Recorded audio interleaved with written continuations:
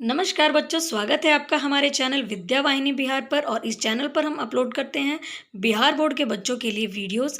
यह वीडियो कक्षा 7वीं के इतिहास का पहला पाठ है, कहाँ, कब और कैसे। तो हम सभी जानते हैं कि इतिहास को 3 कालखंडों में बांटा गया है, प्राचीन काल, मध्यकाल और आधुनिक काल। और 7वीं कक्षा में हम मध्यकाल की पढ़ाई करेंगे। तो इससे पहले कि वीडियो स्टार्ट हो, हम आप लोगों से रिक्वेस्ट करना चाहेंगे कि आप चैनल को सब्सक्राइब कर लें, क्योंकि यह वीडियोस आपकी पढ़ाई में बहुत ज़्यादा लाभदायक साबित होने वाला है। तो लाइन बाय लाइन तो इस चैप्टर को पढ़ाना संभव नहीं है, लेकिन इसकी सारी महत्वपूर्ण बातें मैं आपको बहुत ही अच्छे ढंग से समझाऊंगी कि आप उसे स्मरण भी रख पाएंगे। चलिए शुरू करते हैं, कहाँ, कब और कैसे। तो हम लोग ने पिछले क्लास में, छठी क्लास में हर्षवर्धन के शासनकाल तक आप लोगों ने पढ़ा होगा। और यहाँ पर हम मुख्यतः 750 ईस्वी से 1750 ईस्वी की पढ़ाई करने वाले हैं। समय के साथ साथ हमारे समाज में बहुत सारे परिवर्तन हो जाते हैं। धीरे धीरे समाज में परिवर्तन होने लगता है और एक समय अंतराल के बाद वह परिवर्तन दिखने लगता है। यह परिवर्तन कभी शब्द के अर्थों में होता है, शब्दों के अर्थ में भी परिवर्तन हो जाते हैं, स्थान के नामों में भी परिवर्तन होते हैं, और राज्य की भौगोलिक सीमाओं में और जीवन शैली में भी परिवर्तन होते हैं। एक लंबे समय के बाद स्थान का नाम भी बदल जाता है और उसकी भौगोलिक सीमाएं भी बदल जाती हैं। लोगों की रहने की जीवन शैली भी परिवर्तित हो जाती है। इसके साथ साथ लोगों का खान पान, वेशभूषा, पहनावा, रीति रिवाज, इन सभी में परिवर्तन होता है। जब मोटे तौर पर यह परिवर्तन हमें ज़्यादा अंतर महसूस कराने लगता है, तब हम उसे काल परिवर्तन मानते हैं। हम लोग देखते हैं कि अपने ही देश में जब हम दूसरे राज्य में जाते हैं तो वहाँ का खान पान और पहनावा अलग होता है, और अगर हम उनके साथ काफ़ी दिनों तक रहें तो उसका प्रभाव हमारे जीवन पर भी पड़ने लगता है। इस पाठ में हम 750 से लेकर 1750 ईस्वी तक की पढ़ाई करेंगे और यह जानेंगे कि इस काल में क्या क्या परिवर्तन हुआ और समाज कैसे बदला। आज हम लोग भारत के लिए हिंदुस्तान शब्द का प्रयोग करते हैं। यह हिंदुस्तान शब्द और हमारे राज्य बिहार का बिहार नाम, यह दोनों मध्यकाल की ही देन है। हिंदुस्तान शब्द का प्रयोग 13वीं शताब्दी में तुर्क सत्ता की स्थापना के बाद प्रचलित हुआ था। 13वीं शताब्दी में तुर्क सत्ता जब हमारे देश में शासन कर रही थी, तो वह जिन प्रदेशों पर शासन करती थी उसे वह हिंदुस्तान कहते थे। इसके बाद मुगल वंश के संस्थापक बाबर ने हिंदुस्तान शब्द को पूरे उपमहाद्वीप के लिए संबोधित किया। यह जो भारत का पूरा उपमहाद्वीप है, इस पूरे उपमहाद्वीप को बाबर ने हिंदुस्तान कहा। मुगल ने इसे अपने क्षेत्र को हिंदुस्तान कहा था, जिन क्षेत्रों पर वह शासन करते थे। तो इस प्रकार मध्यकाल में 13वीं शताब्दी में हमारे देश का नाम हिंदुस्तान रखा गया। इसी प्रकार हमारा राज्य बिहार, इसका प्रयोग सबसे पहले एक इतिहासकार मिन्हाज सिराज करते हैं। बिहार में बौद्ध विहारों का अधिक संख्या था और बौद्ध विहारों की इस भूमि को अर्ज़े बिहार का नाम दिया गया, और मुगल काल में अकबर ने इसे एक प्रांत के रूप में गठित किया था। तो हमारे राज्य बिहार का नाम और हमारे देश का नाम हिंदुस्तान मध्यकाल की ही देन है। आपके पास यहाँ पर 2 मानचित्र दिए गए हैं, जो कि इन दोनों मानचित्र, ये दोनों भारत के ही मानचित्र हैं, लेकिन दोनों में 700 सालों का फर्क है। यह 1030 ईस्वी का भारत है और यह औरंगजेब, जो कि 1600 ईस्वी के करीब का यह मानचित्र है। और दोनों में देखिए कितना अंतर हो गया है, स्थान के नामों में भी और राज्यों में भी, हर चीज में अंतर आपको दिखाई देगा।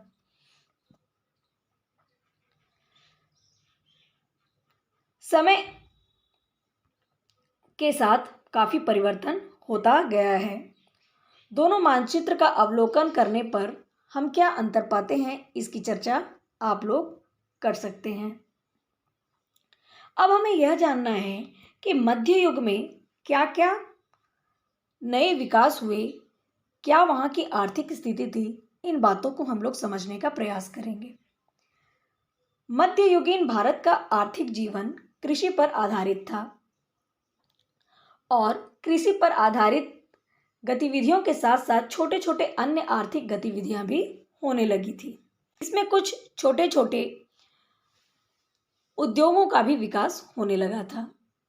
शहरी जीवन की रफ्तार धीरे धीरे बढ़ रही थी। लोग अब शहरों का विकास करने लगे थे। विज्ञान और प्रौद्योगिकी का भी विकास हो रहा था और क्योंकि विज्ञान और प्रौद्योगिकी में विकास शुरू हो चुका था तो इसी के फलस्वरूप नगरों का विकास भी हो रहा था। लोगों के रहन सहन और विचार में परिवर्तन भी होने लगे और पूरी दुनिया की प्रौद्योगिकी में बदलाव हो रहा था। और क्या क्या प्रौद्योगिकी में, विज्ञान के क्षेत्र में क्या बदलाव आया जिसके कारण हमारे समाज में परिवर्तन हुआ, उन सारी बातों को हम यहाँ पर पढ़ेंगे। सबसे पहला जो बदलाव आया वह खेती में आया। प्राचीन समय से ही खेती हमारे आय का प्रमुख साधन था। पहले खेत की कुड़ाई के लिए कुदाल का प्रयोग किया जाता था। कुदाल आपने देखा होगा। उस कुदाल से पूरे खेत को कोड़ना बहुत ही मुश्किल होता था। लेकिन मध्यकाल में हल का इस्तेमाल होना शुरू हुआ। तो सबसे पहला आविष्कार जो मध्यकाल में हुआ वह था हल। दूसरा प्रमुख विकास जो हुआ वह था रहट का। सिंचाई के लिए जल तालाबों और कुंडों से इकट्ठा किया जाता था। कुओं से सिंचाई होती थी। कुओं से पानी निकालने के लिए कई यंत्र प्रचलित थे। पहले घंटी यंत्र के माध्यम से पानी निकाली जाती थी, मगर मध्य युग में रहट का प्रयोग होने लगा। यह रहट का चित्र है और इसमें जंजीर लगी होती है जो कि बहुत ही गहराई से भी आसानी से पानी निकाल पाता था। इससे किसानों को सुविधा मिलने लगी। इसमें दांतेदार पहिया भी होती थी। इसे पशु शक्ति के उपयोग और जंजीर की गति को नियंत्रित करने में सक्षम बनाती थी। तो आसानी से कुएं की ढेर अधिक गहराई से भी पानी बाहर निकालना संभव हो गया। तो यह कृषि के क्षेत्र में बहुत ही बड़ा विकास का कदम था। रहट का विकास और हल का विकास, हल का प्रयोग। वस्त्र उद्योग के क्षेत्र में भी काफी परिवर्तन देखने को मिला। इसमें यह धुनिया का कमान इसी समय शुरू हुआ था और चरखे का प्रयोग भी शुरू हुआ जिससे धागा काटने में मदद मिली। इन दोनों के प्रयोग से सूत काटने में आसानी हुई और सूती कपड़े की गुणवत्ता और उत्पादन में वृद्धि होने लगी। तो धुनिया का प्रयोग और चरखे के प्रयोग से धागा बनाना और कपड़े की बुनाई करना आसान हो गया और इससे कपड़ा का विकास होने लगा, सूती वस्त्र उद्योग का विकास होने लगा। तो हमने दो बातें सीखी। पहला देखा हमने कि कृषि में किन किन चीज़ों का विकास हुआ। तो उसमें हमने देखा कि एक हल का विकास हुआ, रहट का विकास हुआ और दूसरा हमने देखा कि सूती वस्त्र उद्योग में भी नए नए आविष्कार हो रहे थे। आगे हमने देखा था कि प्राचीन काल में जहाँ लोग ताम्र के पत्तों पर लिखा करते थे, वहीं अब तुर्कों के आगमन के बाद मध्यकाल में कागज का प्रयोग होने लगा। यह एक बहुत बड़ा आविष्कार था। सबसे पहले कागज 100 ईस्वी के आसपास चीन में बनाया गया।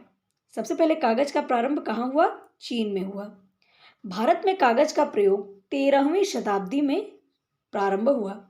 तो 13वीं शताब्दी में हमारे देश में बहुत सारे परिवर्तन हुए। इससे ज्ञान और शिक्षा के प्रसार में काफ़ी वृद्धि हुई। कागज के प्रयोग होने से लोग अपनी बातों को किताबों में लिखने लगे और इससे ज्ञान के क्षेत्र में काफ़ी वृद्धि हुई। व्यापारिक लेन देन में भी सुविधा हुई और उस काल की रचनाएं आज भी पांडुलिपियों के रूप में सुरक्षित हैं। तो यह लेखन के क्षेत्र में बहुत बड़ा आविष्कार था। 13वीं शताब्दी में इतना ही नहीं और भी बहुत सारे आविष्कार हुए। बारी बारी से हम उन सब के बारे में पढ़ेंगे। विज्ञान के क्षेत्र में समुद्री जहाजों में दिशा सूचक यंत्र का विकास हुआ, जिसे हम कॉम्पास भी कहते हैं। इससे क्या हुआ, समुद्री व्यापार अच्छा हुआ, समुद्री यात्रा करने में सुविधा हुई। दूसरा प्रमुख आविष्कार था समय सूचक उपकरण, घड़ी। 14वीं शताब्दी में सुल्तान फिरोज शाह, नाम याद रखिएगा, सुल्तान फिरोज शाह ने सबसे पहले फिरोजाबाद, जो कि अभी दिल्ली का एक पार्ट है, इसमें एक मीनार पर अनेक नक्षत्र घड़ियां, एक धूप घड़ी और एक जल घड़ी लगाई थी, जो कि सही सही समय का जानकारी देता था। इससे पहले घड़ी का विकास भारत में नहीं हुआ था। तो समुद्री जहाजों में दिशा सूचक यंत्र, जिसे हम कॉम्पास कहते हैं, और दूसरा घड़ी, नक्षत्र घड़ियों का विकास भी इसी काल में हुआ था। युद्ध के क्षेत्र में क्या बदलाव आए, वह भी जानना हमारे लिए आवश्यक है। युद्ध के क्षेत्र में घुड़सवार सैनिकों की सुविधा के लिए भी दो महत्वपूर्ण आविष्कार हुए। उस समय घोड़ों की सहायता से युद्ध होते थे।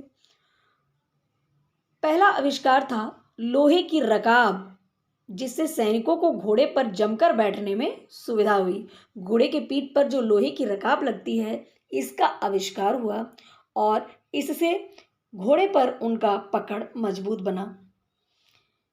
युद्ध क्षेत्र में आक्रमण का तरीका और अधिक कारगर हो गया। और दूसरा आविष्कार था लोहे की नाल। घोड़े के खूर में नाल लगाई जाती थी, इससे काफी लाभ होता था। घोड़े नरम जमीन पर घोड़ों के पैरों की अच्छी पकड़ प्राप्त होती थी और वह खुरदरे कठोर धरातल पर खूर सुरक्षित रहते थे। उस घोड़े के पैर सुरक्षित रहते थे और वह ज़्यादा अच्छा सहयोग दे पाता था। भारत में इन दोनों आविष्कारों का प्रचलन 9वीं शताब्दी के बाद शुरू हुआ और इससे युद्ध नीति में काफ़ी परिवर्तन हुआ। यह सभी तुर्कों के आगमन के बाद ही संभव हो सका था। तो यहाँ हमने देखा कि 13वीं शताब्दी में भी बहुत सारे विकास हुए। चुंबकीय कुतुब नुमा, जिसे हम लोग दिशा सूचक यंत्र कहते हैं, घड़ी का विकास हुआ। इसके बाद युद्ध के क्षेत्र में भी घोड़े के लिए लोहे की रकाब और नाल का विकास हुआ। नई प्रौद्योगिकी और विचारधारा लाने में भारत में जो बाहर से लोग आए थे, इनका बहुत सारा योगदान रहा। हमारे देश में बाहर से लोग व्यापार करने आते थे और इन देशों से भी लोग, भारत से भी लोग बाहर जाते थे व्यापार करने। ऐसा ही एक व्यापारियों का समूह अरब प्रायद्वीप से भारत के पश्चिम तट से होकर भारत आया। तो अरब प्रायद्वीप का कुछ लोग पश्चिमी तट से होकर भारत में आते हैं और यहीं रहना उन लोगों ने शुरू कर दिया, जिसके कारण हमारे यहाँ एक नए धर्म का विकास हुआ, जिसे हम कहते हैं इस्लाम धर्म। ये अरब से यहाँ आए थे और यहीं बसने लगे और धीरे धीरे हमारे देश में इस्लाम धर्म का आगमन हुआ। इस्लाम धर्म मानता है कि एक ही ईश्वर है, जिसे वे अल्लाह कहते हैं। हज़रत मोहम्मद अल्लाह का पैगाम यानी संदेश लाने वाला पैगंबर है। इस्लाम धर्म के अनुयायियों को मुसलमान कहते हैं। तो यह लोग बाहर से आए थे और हमारे देश में एक नया धर्म आया, इस्लाम धर्म। मुसलमान कुरान शरीफ को अपना ग्रंथ मानते थे और पथ प्रदर्शक मानते थे। इन लोगों के साथ रहकर भारत में काफ़ी बदलाव आया और रीति रिवाजों में परिवर्तन आया। ये अपने साथ नए प्रकार के पहनावा और पकवान भी लेकर के आए। जैसे आज जो हम पुलाव खाते हैं, बिरयानी खाते हैं, कोरमा खाते हैं, यह सब इन्हीं लोगों की देन है। अरब का प्रभाव भारत के सीमावर्ती और तटीय क्षेत्रों तक सीमित रहा और इस संपर्क से ज्ञान और विज्ञान वैचारिक स्तर पर सीमित आदान प्रदान हुआ। ये केवल भारत के सीमित क्षेत्रों में ही अपना प्रभाव दिखा पाए, लेकिन बाद में भारत में तुर्क, अफगान, ईरान, मुगल, यह भी बाहर से आए और भारत के बहुत बड़े क्षेत्र पर इन्होंने अपना अधिकार बनाया, जिससे हमारे देश के सामाजिक, सांस्कृतिक, बौद्धिक जीवन में बहुत ज़्यादा परिवर्तन हुआ। तो सबसे पहले अरब आए थे, मगर वे बहुत ही सीमित प्रांत में थे, और तुर्क, अफगान, ईरान और मुगलों के आने के बाद हमारे देश की में सामाजिक और बौद्धिक अंतर पड़ने लगा, और हमारी भाषा, रहन सहन, पोशाक, रीति रिवाज ये सभी प्रभावित होने लगे उन बाहरी लोगों से, और इससे एक मिली जुली परंपरा का विकास हुआ, और जिसे हम गंगा जमुनी संस्कृति कहते हैं।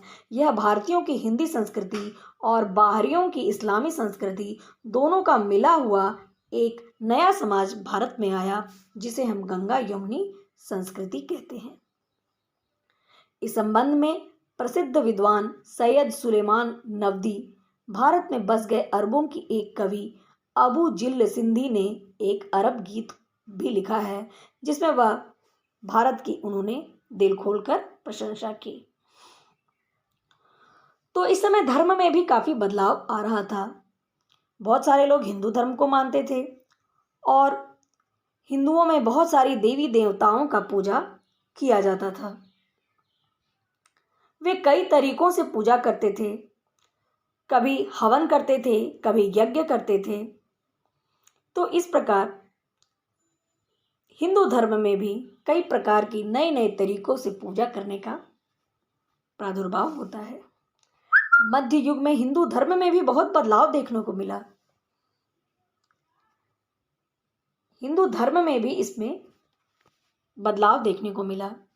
भारत में हर जगह हिंदू धर्म को मानने वाले के लोग शिव, विष्णु, राम और कृष्ण जैसे देवताओं को मानते थे, लेकिन इस काल में तांत्रिक विचारधारा, जिसे हम शैव मत की एक शाखा कहते हैं, इसका विकास हुआ, और इसमें कपाल, खोपड़ी धारण करना और कपाल में ही भोजन करना, इस प्रकार की प्रथा प्रचलित हुई।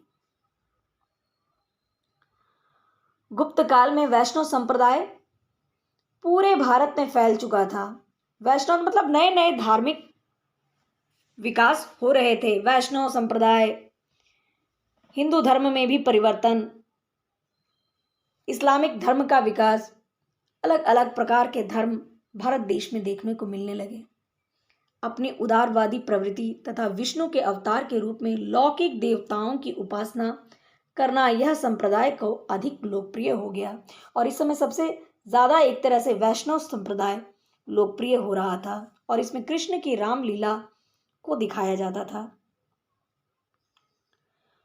गुप्त काल में मातृदेवी की उपासना पूर्ण रूप से प्रतिष्ठित हो रही थी। पार्वती, लक्ष्मी, दुर्गा, काली, शक्ति की उपासना किया जाने लगा, और तंत्र मंत्र का भी विकास हो रहा था। तांत्रिक मंत्र के अंतर्गत ध्यान योग की पूजा करते थे। इस समय ब्राह्मणों के भी प्रतिष्ठा में वृद्धि होने लगी। ऐसा इसलिए हुआ क्योंकि राजा बड़े बड़े मंदिर बनवाने लगे, और दक्षिण भारत के राजा चोल लोग बहुत बड़े बड़े भव्य मंदिर का निर्माण कराते थे, और मंदिरों में पूजा पाठ करने के लिए ब्राह्मणों को प्रतिष्ठित किया जाता था, और इस प्रकार ब्राह्मणों का प्रतिष्ठा में इस समय बहुत वृद्धि हो गया। हम लोगों ने देखा कि कर्मकांड, तंत्र मंत्र विद्या, इन सब पे लोगों का ध्यान जाने लगा। तो वहीं एक दूसरे तरह की विचारधारा भी आ रही थी, जिसे हम भक्ति की अवधारणा के रूप में जानते हैं। इस विचारधारा के कई संत हुए, जिनका नाम हम आज भी सुनते हैं, जैसे कबीर, रैदास, गुरु नानक, रामानंद। यह सब कवि, इनका कहना था कि कर्म कांड से कुछ नहीं होता, हमें अपना कर्म करना चाहिए, और कर्म करके हम भगवान के करीब पहुंच सकते हैं। इनको दोहे आज भी हम सुनते हैं। इन लोगों ने इस बात को समझाने का प्रयास किया कि कर्म कांड एक दिखावा है, दान पुण्य एक दिखावा है, प्रेम, भाईचारा और भक्ति से ही हम भगवान के करीब पहुंच सकते हैं। मुसलमानों में भी इस प्रकार के संत थे जिसे हम सूफी संत कहते हैं। इन्होंने भी इस बात पर जोर दिया कि सच्चे दिल से अल्लाह को प्रेम करना, धन दौलत व पद सब त्याग कर यदि हम गरीबों और लाचारों की सेवा करें तो वही सच्चा धर्म है। केवल दान पुण्य करने और नियमों के पालन करने से कुछ नहीं होता। बिहार में भी इस प्रकार के कवि हुए, भक्त हुए, जिसे हमें दरिया साहब का नाम प्रमुख है। इनका जन्म शाहाबाद जिले के एक मुस्लिम परिवार में हुआ था। पटना जिले के मनेर के प्रसिद्ध हजरत शरफुद्दीन अहमद प्रमुख सूफी संत थे। तो आज के वीडियो में इतना ही। यदि आपको वीडियो अच्छा लगा हो तो चैनल को सब्सक्राइब करें, वीडियो को लाइक और शेयर करें। इसका अगला पार्ट मैं बहुत जल्द लेकर के आऊँगी। तब तक के लिए धन्यवाद। Thanks for watching.